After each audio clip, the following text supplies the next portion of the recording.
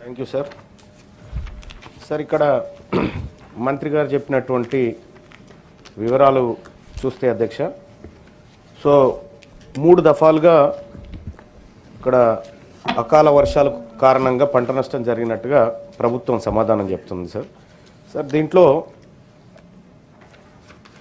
ఈ పంట నష్టం వివరాలకు సంబంధించినటువంటి అంశం చూస్తే సార్, ప్రభుత్వం మంజూరు చేసింది అనేటువంటి ఒక పాయింట్ని ఇందులో పెట్టింది సార్. ఒక దఫలో 122 కోట్ల 33 లక్షల 16,000, మరో దఫలో 109 కోట్ల 28 లక్షల 61,000 రూపాయలు ప్రభుత్వం మంజూరు చేసిందని చెప్పింది సార్. సో ఈ అకాల వర్షాలు కురిసి దాదాపు 4-5 నెలలు కావస్తూ ఉంది సార్. కొన్ని ఇంకొకసారి 3 నెలలు కావస్తూ ఉంది సార్. నష్టం పరిహారం అనేటువంటి అంశానికి ఒక అర్థం ఉండాలి సార్. నష్టం జరిగిందంటే వెంటనే తక్షణమే ఆదుకోవడానికి ప్రభుత్వం చేసేటువంటి తక్షణ చర్యల్లో ఒక భాగం సార్. సో ఈ మంజూరు అంటే నిజంగా మంజూరైనటువంటి డబ్బు నష్టపోయినటువంటి రైతుల ఖాతాల్లో ఉన్నాయా, ఇప్పుడు పడ్డాయా, ఏ రోజు వేశారు, మంజూరుకి లేకపోతే ఖాతాల్లో జమ చేసింది అనుకున్నటువంటి తేడా ఏందో ఒకసారి మంత్రి గారు తెలియజేస్తే బాగుంటుంది సార్. ఇక రెండో అంశం ఏంటంటే సార్, ఆగస్టు 11వ తేదీ నుంచి సెప్టెంబర్ మొదటి వారంలో సంబంధించిన భారీ వర్షాలకు సంబంధించిన జిల్లా వారి పంట నష్ట వివరాలని చెప్పి ప్రభుత్వం చెప్పింది సార్. జనగామ జిల్లాలో 24 ఎకరాలు పంట నష్టం జరిగింది. కరీంనగర్ జిల్లాలో 1 ఎకరం పంట నష్టం జరిగింది సార్, ప్రభుత్వం చెప్పినటువంటి మాట. అలాగే నల్గొండ జిల్లాలో 10 ఎకరాలు నష్టపోయింది. రంగారెడ్డి జిల్లాలో 14 ఎకరాలు నష్టపోయింది సార్.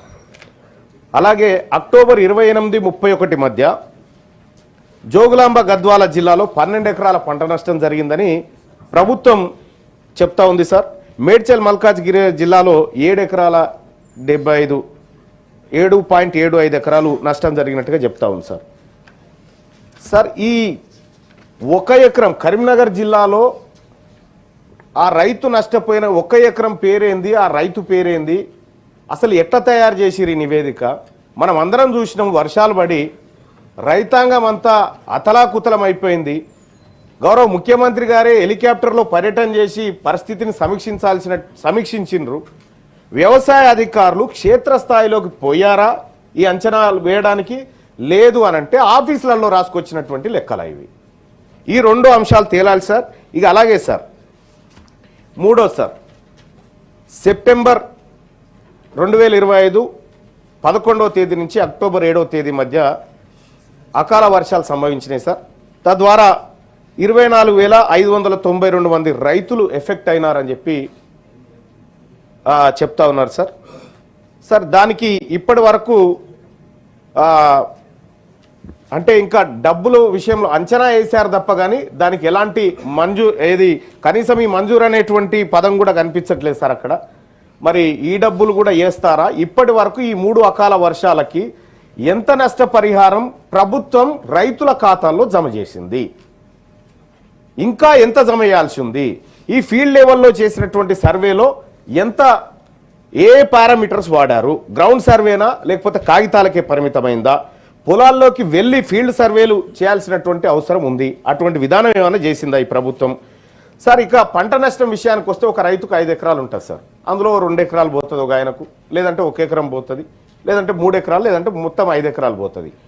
అలా 100% పంట లాస్ అయిన రైతుల సంఖ్య ఎంత, లేదంటే కొద్దిగా పాక్షికంగా నష్టపోయినటువంటి రైతుల సంఖ్య ఎంత, ఈ వివరాలని ప్రభుత్వం చెప్పాల్సి ఉండే సార్. ఇంక ఇందులో కనిపించడం లేదు. తదుపరి మంత్రి గారు ఆ వివరాలు చెప్తారని అనుకుంటా ఉన్నాను సార్. ఇక అలాగే సార్ ఇప్పుడు పంట నష్టపోతే 10,000 రూపాయలు పరిహారం అని చెప్తా ఉన్నాం సార్. ఒక ఎకరాకు 10,000 రూపాయలతోటి సార్, నేను పూర్తి స్థాయిలో 10,000 రూపాయలతోటి ఆ ఎకరం మళ్ళీ బాగుపడుతుందని చెప్పడానికి కూడా లేదు సార్. కానీ రైతు విషయంలో మాత్రం కొంత ఎక్కువ ఇవ్వాల్సినటువంటి అవసరం ఉండే సార్. 10,000 రూపాయలతోని విత్తనాలు ఏం కొనుక్కుంటాడు, ఎరువులు ఏం కొనుక్కుంటాడు, ఒక 2 రోజులు ట్రాక్టర్ పెడితేనే ఆ 10,000 రూపాయలు ఖర్చు అవుతున్నటువంటి పరిస్థితి. సో మరి రైతుకు పెట్టుబడి కింద ఈ 10,000 రూపాయలు సరిపోతాయా, లేకపోతే రాష్ట్ర ప్రభుత్వం ఎన్నో ఖర్చులు చేస్తూ ఉన్నాం సార్, మనం ఎన్నెన్నో ఖర్చులు చేస్తూ ఉన్నాం, రైతుల విషయంలో కొద్దిగా ఎక్కువ ఖర్చు చేయడం వల్ల వచ్చే నష్టం ఏం లేదు. రైతు ఎందుకంటే తెలంగాణ రాష్ట్రం 60% వ్యవసాయ ఆధారిత రాష్ట్రం సార్. 60% వ్యవసాయ ఆధారిత రాష్ట్రంలో రైతుల సంక్షేమానికి రాష్ట్ర ప్రభుత్వం రాజీ పడకుండా నిధులు ఖర్చు చేయాల్సినటువంటి అవసరం ఉంది సార్. సో మరి ఇప్పుడు ఎకరాకు ఎంత సరిపోతుంది సార్? ఎన్ని విత్తనాల విషయంలో పంట నష్టం జరిగినటువంటి రైతులకు ఏమైనా ప్రత్యేక సబ్సిడీలు ఇస్తా ఉన్నారా? లేదంటే ఎరువుల పంపిణీ విధానంలో ఏమైనా ప్రత్యేక చొరవ తీసుకుంటా ఉన్నారా? మరి ఆ రైతులు ఆగమైనటువంటి రైతులను ఆదుకోవడంలో తెలంగాణ రాష్ట్ర ప్రభుత్వం చొరవ చూపాల్సినటువంటి అవసరం ఉంది సార్.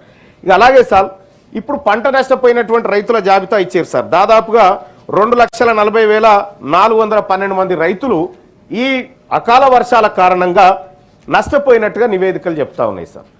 సార్ ఇందులో కౌలు రైతుల సంఖ్య ఏది సార్? కౌలు పట్టుకొని ఒకరి దగ్గర వ్యవసాయం చేసేటువంటి రైతు ఆయనకున్న 1 ఎకరం తీసుకుంటాడు, లేదంటే పక్కోలతో 3-4 ఎకరాలు తీసుకొని వ్యవసాయం చేసుకుంటాడు సార్.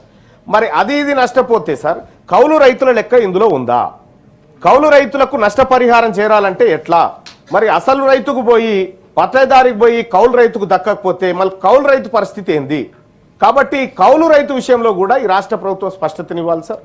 వ్యవసాయ శాఖ మంత్రి గారు, గౌరవ మంత్రి గారు ఈ విషయంలో నాకు ప్రత్యేక సమాధానం చెప్తుందని అనుకుంటున్నాను సార్. ఇక సార్ మళ్ళీ నష్టపోయినటువంటి పంట విషయంలో ప్రభుత్వం ఇంకా ఇది క్వశ్చన్ అవర్ ఇది సార్. అదే సార్ ఇన్ని క్వశ్చన్లు సప్లిమెంటరీ వేస్తే ఎట్లా? ఇంకో ఆయన ఉన్నాడు సార్. ఇది రైతుల విషయం సార్, దయచేసి మీకు తెలియదు కాదు సార్, ఇది రైతులకు సంబంధించినటువంటి క్వశ్చన్ అవరే సార్. కాకపోతే ఏమంటున్నాను సార్, ఇందులో ప్రభుత్వం అడిగిన దాంట్లో సమాధానాలు లేనప్పుడు మరి నేను ఎవరిని అడగాలి సార్? తమరినే కాదు సార్. ప్లీజ్ సార్ కంప్లీట్ చేస్తా ఉన్నాను సార్. సార్ ఇంకా